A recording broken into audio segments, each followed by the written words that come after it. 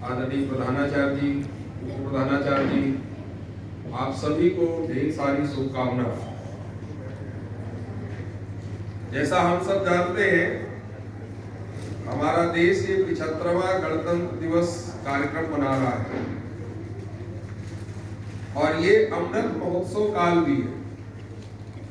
15 अगस्त 1947 को देश आजाद हुआ। उस दृष्टि से हमारे 75 वर्ष आजादी के भी पूरे हो चुके हैं और आजादी के 75 वर्ष को देश ने अमृत महोत्सव काल के रूप में जो है मनाने का तय किया। इस दृष्टि से इस अमृत महोत्सव काल की भी आप सबको ढेर सारी शुभकामनाएं। हमको ये गणतंत्र दिवस मनाने का जो अवसर है, ये हमारे अनेक बलिदानियों के बलिदान के बाद प्राप्त हुआ है।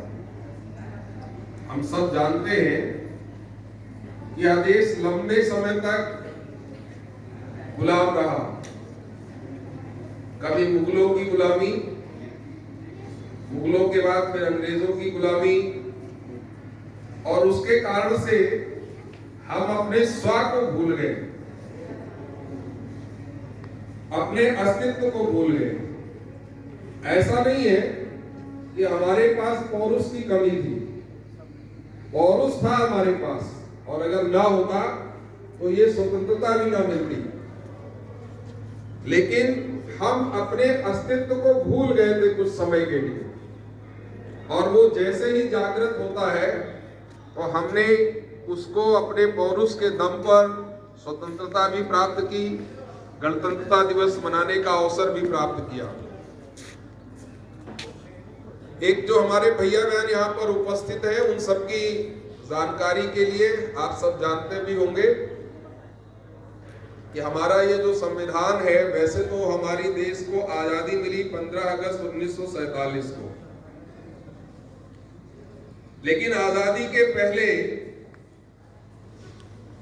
26 नवंबर को और 1949 को, आजादी के बाद 26 नवंबर 1949 को हमने जो है संविधान सभा के द्वारा तैयार किया हुआ भारतीय संविधान को अंगीकृत किया।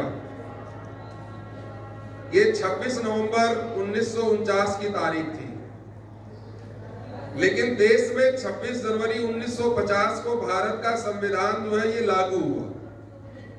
ये 26 बड़ी महत्वपूर्ण तारीख है। 26 नवंबर 1949 को हमने भारत के संविधान को अंगीकार किया,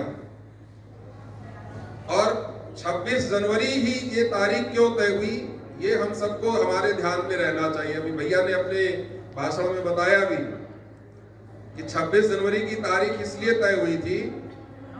26 जनवरी 1930 को ही भारतीय राष्ट्रीय कांग्रेस ने ये तय किया था कि 26 जनवरी 1930 तक अंग्रेज हमको हमारा देश वापस कर दें।